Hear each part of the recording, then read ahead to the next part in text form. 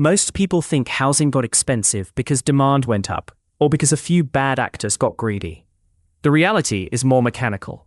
We rewired the housing machine so the same object is both where you live and the thing you borrow against, retire on, and speculate with. In the 1950s, a modest house was mostly a consumable good, like a refrigerator that happened to be attached to land. Today, a home is treated like a portfolio position with a kitchen. When did a home stop being something you use and start being something you hold? And why does that make your rent feel like a rigged game? Here is the simple distinction. Shelter is value you consume by living in it, the way you consume the value of food by eating it. An investment is something you expect to pay you back later through appreciation, cash flow, or both. The moment we decide homes must always rise in price, we also decide that newcomers must always pay more for the same roof. That is the central tension. Shelter wants stability, but an asset wants growth. And once millions of families depend on growth, the politics start protecting price before they protect livability. After World War II, the US built a lot of housing and made mortgages boring on purpose.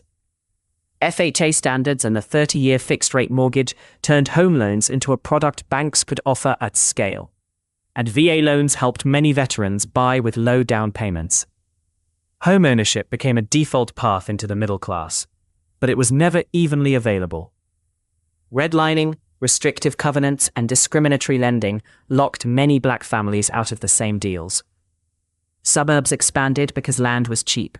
Highways were publicly funded, and the car became a necessity. Housing was already a wealth tool, but when you build a lot, prices have less room to run away. Then, the machine got another wiring change. We started making it illegal to add homes in the places people most wanted to live. Single-family only zoning, minimum lot sizes, parking requirements, height limits, and long approval processes turned housing supply into a political decision.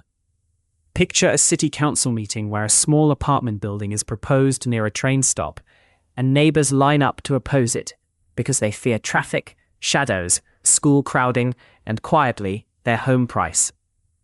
They are not cartoon villains. They are protecting the asset the system told them to rely on.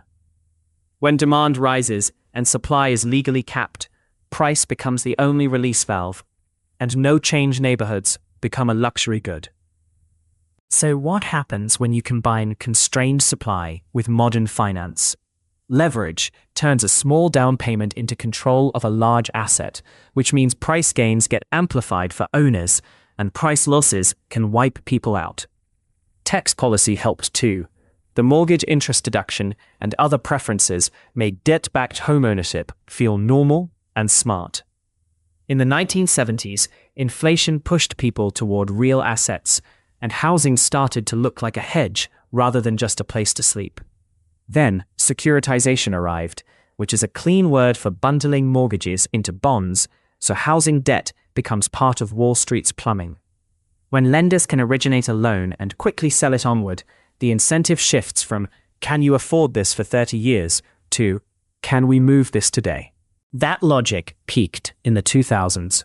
Teaser rates, loose underwriting, and speculative buying treated houses like tradable chips.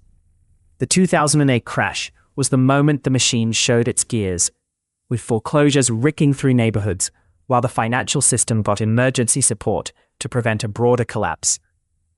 Afterward, low interest rates made monthly payments cheaper. But that does not make housing cheaper when supply is tight. It just lets buyers bid more. In some markets, investors and private equity firms bought large numbers of single-family homes, not to live in them, but to turn them into rental yield. If you are a teacher trying to buy near your school, you are not just bidding against another family. You can be bidding against a spreadsheet that accepts lower returns because it expects prices to climb. Now look at the downstream effects on ordinary life.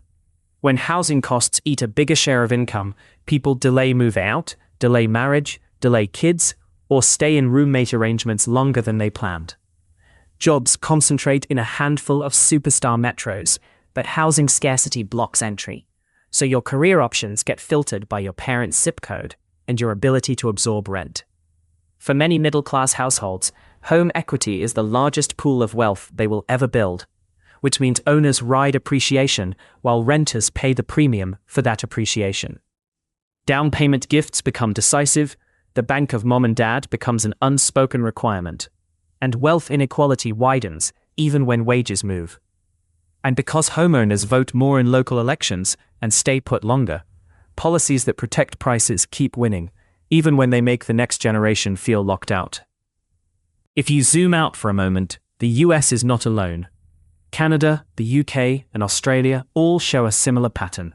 Strong demand colliding with constrained building, plus investor-friendly finance that treats housing like a safe place to park money. The details differ, but the machine behaves the same way when you tighten supply and subsidize leverage. You can draw a simple diagram in your head. The shelter value of a home rises slowly with quality and location, while the asset value can jump with interest rates, tax rules, and scarcity. When those two lines diverge, people start arguing about culture and morality, but the engine is incentives. So the real question is not who is greedy. It is what did we pay the system to do?